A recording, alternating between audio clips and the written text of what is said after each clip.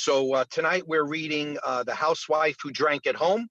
We're on page 295 in the fourth edition. And we don't know the name of this author, and we don't know the city she is from. But we are able to glean quite a bit, I think, out of this that makes it a very interesting story. And also, my goal in going through these stories is to come up with some little facts or nuances that can be used as a way of pushing a person into reading that story, encouraging a person to read that story, because there potentially would be some identification more than just an arbitrary story. Let's get into this, and I'll point out a couple of things that that jumped off the page at me. Again, we're on Story 3, Part 2, page 295, The Housewife Who Drank at Home. She hid her bottles in clothes hampers and dresser drawers. In AA, she discovered she had lost nothing and had found everything. And what we see already there is the criteria of being in Part 2 is they stopped in time. In other words, a higher bottom than we saw with potentially in the Pioneers or some of our earlier members. So what we do know about this is that it was written for the second edition, so probably put together in the early 50s. What was striking to me is how similar it was to last week's story, Fear of Fear, and we'll see some of those parallels immediately. But a couple of things that to note. She's obviously a homemaker. She started drinking when she was married. She only drank at home, and the reason she claims to have started drinking was to deal with stress and anxiety, and almost drank medicinally. And in fact, she makes a statement in here where she wouldn't even have categorized it as drinking, at least initially. Her drink of choice initially was wine exclusively, until she had a little 3-week window due to her son, which we'll come to, where the son was prescribed brandy, and of course the ailment, the coughing ailment of the son, she probably potentially thought she was going to get, and moved over to brandy, and that really put her into a spiral. She ended up drinking beer, and she never liked beer, so sort of shows the progression all the way down to the alcohol you don't even enjoy, don't even like, or think you don't like. You're in the need category at that point. All right, let's get going. My story happens to be a particular kind of woman's story, the story of a woman who drinks at home. I had to be at home. I had 2 babies.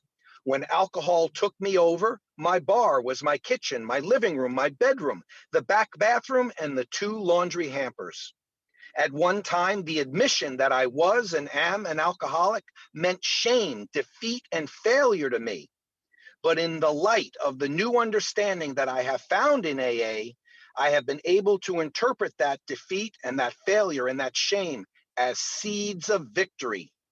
Because it was only through feeling defeat and feeling failure, the inability to cope with my life and with alcohol, that I was able to surrender and accept the fact that I had this disease and that I had to learn to live again without alcohol. So what I thought was significant in this paragraph is I really think it's an example of her taking steps 1, 2, and 3 of when she comes into AA. This is the example of her jumping off place, i.e., she says, because it was only through my feeling defeat, powerlessness, and feeling failure, powerlessness, and the inability to cope with my life, unmanageability, while drinking. It says, and with alcohol. While drinking, I could not cope with life. I could not manage my life. So I think that was step 1. And then she it's not so fleshed out at this point. I have the advantage in that I've read ahead, and she'll talk about the surrender a little bit more. But then she says that I was able to surrender steps 2 and 3. And accept the fact that I had this disease and had to learn how to live again without alcohol. Well, the thing that made me stop in my tracks was she used the word disease. And actually, I misspoke last week, and I want to correct that right now, just real quick. In my head, I had it as the AMA had a designated alcoholism a disease in '54, and that the prior author, Seal M, knew that when she was writing, and it had a very, the writing seemed to me to be based on some of that new understanding. The 12 and 12 was out and had a little bit of a different vibe for me, but it's wrong. The AMA categorized alcoholism in '56. And in some cases, you see it as they designated it as an illness. And I really think at that time they were using the word interchangeably. But the fact of the matter is that the AMA had not had that designation when this was written. It was probably written in '53, '54, and the second edition is published in '55. So impossible. But what it did lead me to is like, okay, so what's the deal with that? And I just see popular verbiage at this time, early '50s, disease was being used all over the place, even by doctors, and particularly if they had something to sell. There was I even found an article, a advertisement, I should say, from 1908. And I even saw something 1897. And so disease was not an uncommon word usage at this time. In fact, it was probably coming to its peak, with the AMA then going in '56. But so where did she actually get that from? Well, it made me think about it, and I did a word search on the big book, and we know in the first 164, it only appears one time, and it appears as spiritual disease. It's not actually talking about alcoholism per se. All forms of spiritual disease is the paraphrase. But it was in the 12 and 12. It's in Tradition 5, page 150. So the traditions were ratified in 1950. So let's make the assumption that, she's a good AA member in the early '50s with a few years under her belt when she writes this thing. She would have been familiar with the use of the word disease via Tradition 5, internally, literature-wise. So I wanted to correct my misspeak last week, and B, just to see where potentially she got the use of that word. So let's keep going. I was never a very heavy social drinker, but during a period of particular stress and strain, about 13 years ago, I resorted to using alcohol in my home alone as a means of temporary release of getting a little extra sleep. I had problems. We all had them. And I thought a little brandy or a little wine now and then could certainly hurt no one. I don't believe when I started that I even had in mind the thought that I was drinking. I had to sleep. I had to clear my mind and free it from worry. And I had to relax. But from 1 or 2 drinks of an afternoon or evening, my intake mounted, and mounted fast. It wasn't long before I was drinking all day. I had to have that wine. The only incentive that I had toward the end for getting dressed in the morning was to get out and get supplies to help me get my day started. But the only thing that got started was my drinking. I should have realized that alcohol was getting a hold of me when I started to become secretive in my drinking. I began to have to have supplies on hand for people who might come in. And of course, a half-empty bottle wasn't worth keeping.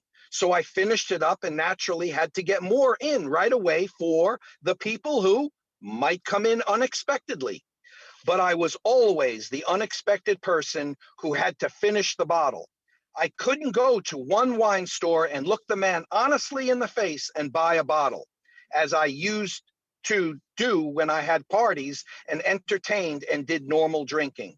I had to give him a story and then ask him the same question over and over again. Well, now, how many will that bottle serve? I wanted him to be sure that I wasn't the one who was going to drink the whole bottle. So what can we extrapolate from that paragraph? Well, unlike last week, Fear of Fear, where the author started her drinking during Prohibition, and where we came with that from was her use of the term corn liquor, homemade, this woman is going to a wine store. So I would suggest that she started her drinking sometime after 1933, sometime after Prohibition. That's what I got there. I had to hide, as a great many people in AA have had to do. I did my hiding in the hampers and in my dresser drawers. When we begin to do things like that with alcohol, something's gone wrong. I needed it, and I knew I was drinking too much, but I wasn't conscious of the fact that I should stop. I kept on. Insidiousness. My home at that time was a place to mill around in. I wandered from room to room, thinking, drinking, thinking, and the mops would come out and the vacuum would come out. Everything would come out, but nothing would get done. Toward 5 o'clock, helter skelter, I'd get everything put away and try to get supper on the table. And after supper, I'd finish the job up and knock myself out. I never knew which came first, the thinking or the drinking. If I could only stop thinking, I wouldn't drink. If I could only stop drinking, maybe I wouldn't think. But they were all mixed up together, and I was all mixed up inside. And yet, I had to have that drink. You know the deteriorating effects, the disintegrating effects of chronic wine drinking. I cared nothing about my personal appearance. I didn't care what I looked like. I didn't care what I did. To me, taking a bath was just being in a place with a bottle where I could drink in privacy. I had to have it with me at night in case I woke up and needed that drink. How I ran my home, I don't know. I went on realizing what I was becoming, hating myself for it, bitter, blaming life, blaming everything but the fact that I should turn about and do something about my drinking. Finally, I didn't care. I was beyond caring. I just wanted to live to a certain age, carry through with what I felt was my job with the children, and after that, no matter. Half a mother was better than no mother at all. I needed that alcohol. I couldn't live without it. I couldn't do anything without it. But there came a point when I could no longer live with it. And that came after a 3 weeks illness of my son. The doctor prescribed a teaspoon of brandy for the boy to help him through the night when he coughed. Well, of course, that was all I needed to switch from wine to brandy for 3 weeks. I knew nothing about alcoholism or the DTs. But when I woke up on that last morning of my son's illness, I taped the keyhole on my door because everyone was out there. I paced back and forth in the apartment with the cold sweats. I screamed on the telephone for my mother to get up there. Something was going to happen. I didn't know what, but if she didn't get there quick, I'd split wide open. I called my husband up and told him to come home. After that, I sat for a week, a body in a chair, a mind off in space. I thought the two would never get together. I knew that alcohol and I had to part. I couldn't live with it anymore. And yet, how was I going to live without it? I didn't know. I was bitter, living in hate. The very person who stood with me through it all and has been my greatest help was the person that I had turned against, my husband. I also turned against my family, my mother. The people who would have come to help me were just the people I would have nothing to do with. And so I guess the thing there that sort of caught my attention was Although she probably did it medicated wise, note that she did not go to a hospital. So what I read into that was that she detoxed at home. She has a relationship with a primary care physician that we'll see a little bit later on. So that sitting in the chair, a body sat for a week, a body in a chair and a mind off in space. I'm guessing that she did that at home under the doctor's care medically. But I thought the point there is not going to a detox, not going to one of these facilities, because they were not, as prevalent as we're seeing them now. Okay. Nevertheless, I began to try to live without alcohol, but I only succeeded in fighting it. And believe me, an alcoholic cannot fight alcohol. I said to my husband, I'm going to try to get interested in something outside, get myself out of this rut I'm in. I thought I was going out of my mind. If I didn't have a drink, I had to do something. I became one of the most active women in the community. What with PTA, other community organizations and drives, I'd go into an organization and it wasn't long before I was on the committee. And then I was chairman of the committee. And if I was in a group, I'd soon be treasurer or secretary of that group. But I wasn't happy. I became a Jekyll and Hyde person. As long as I worked, as long as I got out, I didn't drink. But I had to get back to that first drink somehow. And when I took that first drink, I was off on the usual merry-go-round. And it was my home that suffered. I figured I'd be all right if I could find something I'd like to do.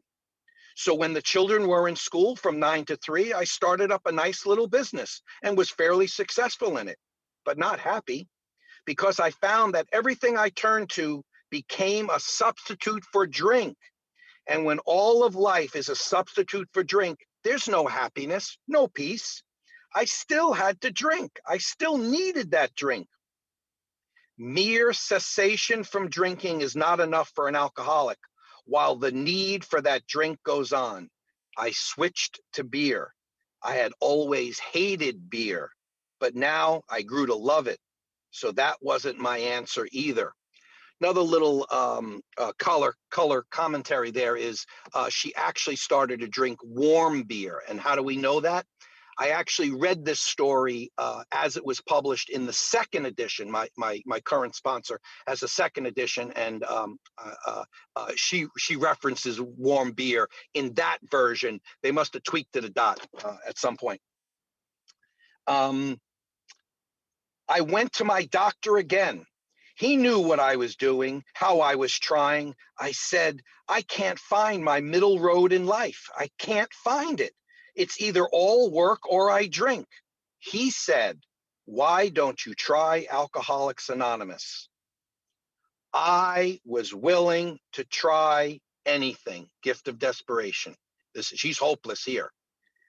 I was licked. For the second time, I was licked. The first time was when I knew I couldn't live with alcohol. But this second time, I found I couldn't live normally without it. And I was licked worse than ever. The fellowship I found in AA enabled me to face my problem honestly and squarely.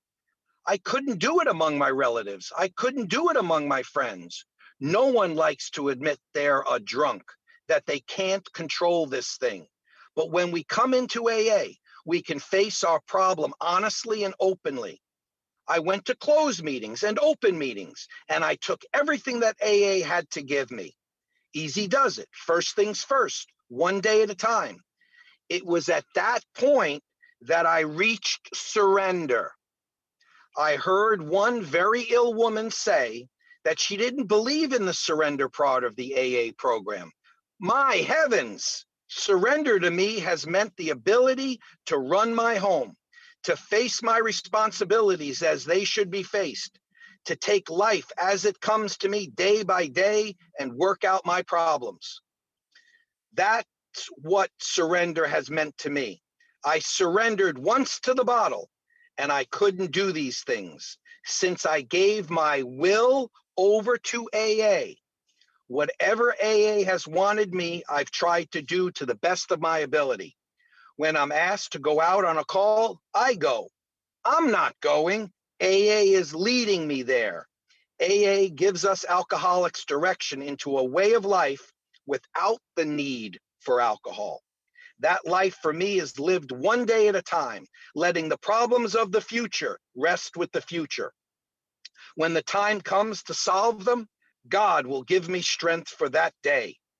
I had been brought up to believe in God, but I know that until I found this AA program, I had never found or known faith in the reality of God, the reality of his power that is now with me in everything I do.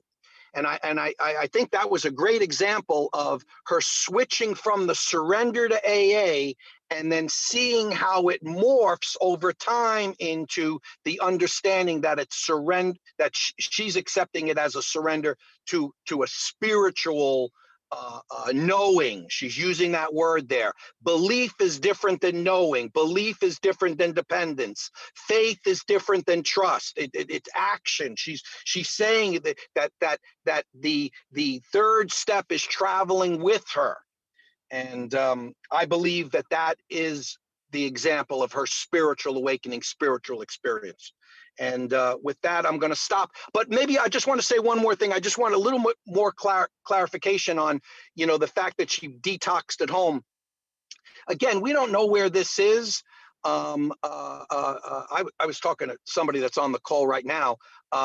Knickerbocker Hospital in New York was one of the first, if not the first hospital that had like an alcoholic ward where people would be brought in specifically for alcoholism. And that was in 1946. So although we see with, Towns Hospital in New York, and we see, these private, sort of upmarket detox gigs, and we see in Akron with Dr. Bob, the rest of the country, I think, took a little bit longer to get on board with that stuff. So it wouldn't surprise me if this is maybe a more less popular place to live, that there really wouldn't be that many places to choose from. So I'm going to end with that. Thank you so much.